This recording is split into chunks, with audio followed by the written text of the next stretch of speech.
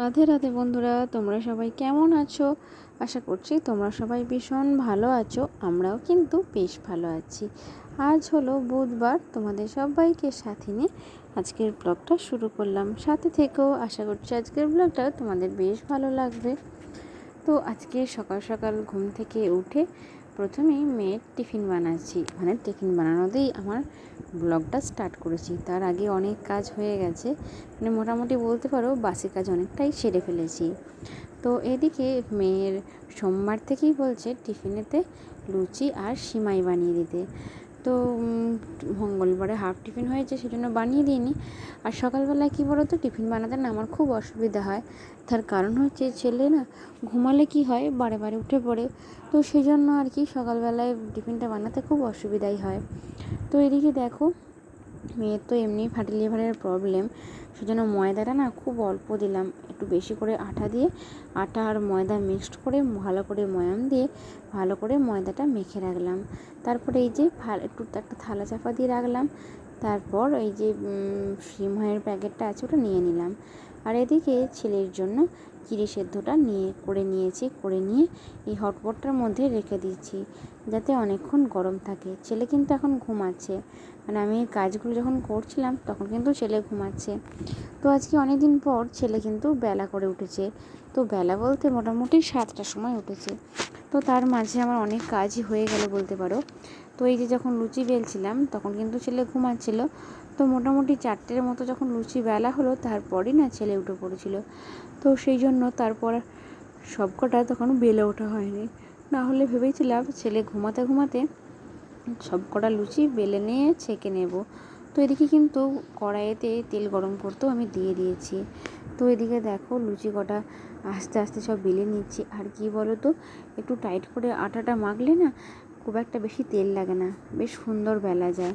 তো সেই জন্য যখনই লুচি বানাই তখন না আটাটা একটু টাইট করে মানে মেখে নিই, যাতে আমার সুবিধা হয়। তো এদিকে দেখো ছেলে কিন্তু ঘুম থেকে তারপরই উঠে পড়লো। তো তারপর ছেলেকে পরিষ্কার করালাম, পরিষ্কার করিয়ে রেডি করিয়ে খাইয়ে দাইয়ে তারপর আবার লুচিগুলো ছাঁকতে এসেছি। তো তোমাদের আগেই বললাম যে ছোটো কড়াইটার মধ্যে তেল গরম করতে বসিয়ে দিয়েছিলাম। আর ওদিকে কি বলো তো, বড় মা না সকাল সকালই আজকে ঘুগনিটা বানিয়ে নিয়েছিল। তো কালকে রাতে আলু এবং মটরটা আর কি, আলুটা কাটা ছিল আর মটরটা ভেজানো ছিল, সেজন্য খুব সকাল সকালই আর কি বড় মা ঘুগনিটা করে নিয়েছে। আর আমি এদিকে লুচি আর সিমাইটা বানাচ্ছি। তো লুচিগুলো দেখতেই পাচ্ছ বন্ধুরা কত সুন্দর ফুলছে। তো সবকটা লুচি পুরো একদম ফুটবলের মতো হয়ে যাচ্ছে। আর লুচিগুলো আমি একটু বড় বড়ই বানিয়েছি, যাতে মেয়েকে টিফিনে 4টে দিলেই ওর পেট ভরে যায়। তো দেখো তেলটা কিন্তু খুব সুন্দর গরম হয়েছে, আর লুচিতে কিন্তু ময়ামটা ঠিক পরিমাণ মতো দেওয়া হয়েছে, সেই জন্য লুচিটা না খুব একটা বেশ কড়মড়ে ভাব হয়নি। তো আমার না এরকম লুচি খেতে বেশ ভালো লাগে। আর যে খাস্তা লুচিটা হয় ওটা আমার একদমই খেতে ভালো লাগে না। তো যাই হোক, মোটামুটি অনেকগুলো লুচি বানানো হয়েছে। তো মেয়ের জন্য শুধু টিফিনের জন্য বানাচ্ছি বলে যে গোটা 4 বা গোটা 5 বানাবো তা নয়। তো মোটামুটি 15টার মতো লুচি বানিয়েছিলাম। তো আমাদের বাড়ির সবাইরই আর কি 2টো করে হয়ে যাবে। তো জলখাবারে মুড়ি এবং লুচি সবাই একসাথে আর কি খাওয়া হবে। তো এদিকে দেখো সব কটা লুচি মোটামুটি আমার ছাকা হয়েই গেছে। আর এদিকে ছেলের খাওয়ার টাইম হয়ে গেছে, আর ছেলেকে খাওয়ানোর দায়িত্ব আজকে মেয়েকে দিয়েছি। তার কারণ হচ্ছে এরপর আমাকে একে একে রান্না বসাতে হবে, তো অনেকটা সময় লেগে যাবে। তো মেয়ের টিউশনির স্যার সকালে পড়িয়ে চলে গেছে, তখন 8টা বাজে, তখন স্যার পড়িয়ে চলে গেছে। আর তারপরে এদিকে দেখো আমি উনানটা ধরিয়ে মেয়ের জন্য এই হাঁড়িতে ভাত বসিয়ে দিচ্ছি। তো আমাদের তো 12 মাস একটা বড় হাঁড়িতেই রান্না হয়, শুধু মেয়ের স্কুলের জন্য এই হাঁড়িটাই ব্যবহার করা হয় আর কি। তো এদিকে উনানটা ধরিয়ে দিয়েছি, আর দেখো হাঁড়িটা বেশ উনানের মুখেতে শেপে বসে গেছে আর কি। তো যাই হোক, এদিকে ভাতটা হতে থাকলো, আর আমি এদিকে যে লুচি তেলটা গরম করেছিলাম সেটা অনেকটা কমিয়ে দিয়ে অল্প পরিমাণ তেল নিয়ে সেমাইটা ভেজে নিচ্ছি। তো মোটামুটি আজকে ওই 3 বাটির মতো সিমাই বানাবো। তার কারণ হচ্ছে যেহেতু ঘুগনিটা আছে, তো সবাই ঘুগনি দিয়েই মুড়ি খাবে, সিমাইটা বেশি লাগবে না। তো ছেলেকে আজকে জলখাবারে মানে শুধু দুধ খাওয়াই, তো দুধের বদলে ভাবছি সিমাই খাওয়াবো। তো আমার ছেলে না এই সিমাইটা খেতে বেশ পছন্দ করে। তো মোটামুটি 1 বাটি দিয়ে দিলে ওর বেশ আনন্দ করে খেয়ে নেয়। তো অনেক দিনই হলো ছেলেকে কিন্তু সিমাই বানিয়ে দিইনি। তো যাই হোক, মেয়ের বায়নার জন্য আজকে আমার ছেলেরও প্রিয় খাবার ও খেতে পাবে। তো ওকে বিকালবেলা এমনি আমার ছেলেকে সুজিটা খাওয়াই, কিন্তু সিমাইটা না করে দেওয়া হয় না। তাই ভাবছি মাঝে মধ্যে সিমাইটাও বানিয়ে দেব।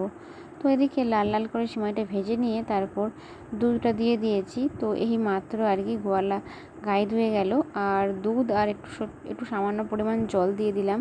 তো এটা ভালো মতো ফুটবে, যেহেতু দুধটা কাঁচা, তাই দুধটা একটু ভালো মতো ফুটলে তারপর মানে চিনিটা দেবো।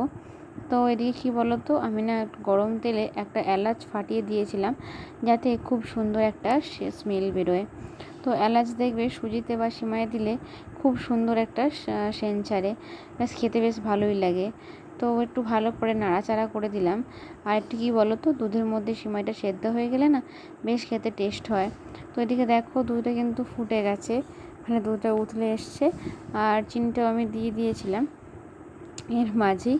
তো যাই হোক, মেয়ের আজ তো বৃহস্পতিবার, আর সেজন্য আজকে মেয়েকে একটু পোস্ত বানিয়ে দিচ্ছি।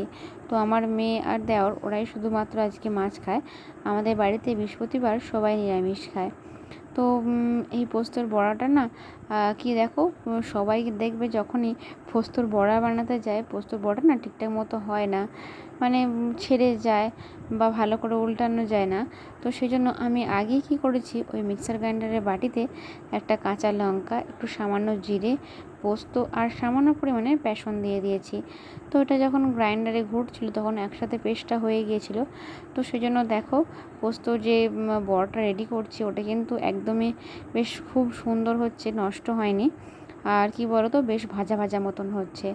তো তোমরা যখন বাড়িতে পোস্তর বড়া বানাবে আর কি, এইভাবেই বানিও, দেখবে খুব সহজেই কিন্তু বানানো যাবে। তারপর ওদের কাকা ভাইজির জন্য আর কি মাছটা আজকে বানাচ্ছি। তো আমার মেয়ে পাবদা মাছ খেতে বেশ ভালোবাসে, তো ওর জন্যই পাবদা মাছটা নিয়েছিলাম। তো ওদের পাবদা মাছের কারি করে দেব। তো তার আগে মাছটা ভাজতে ভাজতে আমি এদিকে দেখো টিফিনটা রেডি করে দিয়ে এলাম। তো তারপর এই যে এক ছোট্ট মিক্সার গ্রাইন্ডারে মশলা বেটে নিয়েছিলাম, ওই সর্ষে, কাঁচা লঙ্কা, সামান্য আদা আর একটু টমেটো কুচি দিয়ে দিয়েছিলাম। তো ভালো করে পেস্টটা বানিয়ে নিয়ে ঝোলটা ফুটে এলে তারপর মাছগুলো একে একে দিয়ে দিলাম, তাহলে মাছের ভেতরে বেশ রসাগুলো প্রবেশ করবে।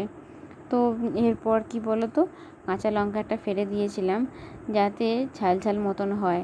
তো যে কোনো রান্না নুন ঝাল মিষ্টি সম পরিমাণে হলে খেতে কিন্তু বেশ টেস্টি হয়।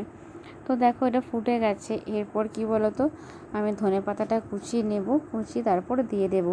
আর এই পাবদা মাছের ঝালে যদি ধনেপাতা দিয়ে চাপা দিয়ে দেওয়া হয়, দারুণ স্মেল আসে, এবং এই যে ঝোলটা দিয়ে কিন্তু ভাত খাওয়া হয়ে যায়। তো যাই হোক, আমি কিন্তু মাছটা রেডি করে নিয়েছি।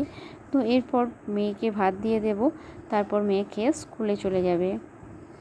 তো মেয়ে কিন্তু খেয়ে স্কুলে চলে গেল। আর তারপর আমি ছেলের জন্য দুপুরে মাগুর মাছের ঝোলটা বানিয়ে নিলাম।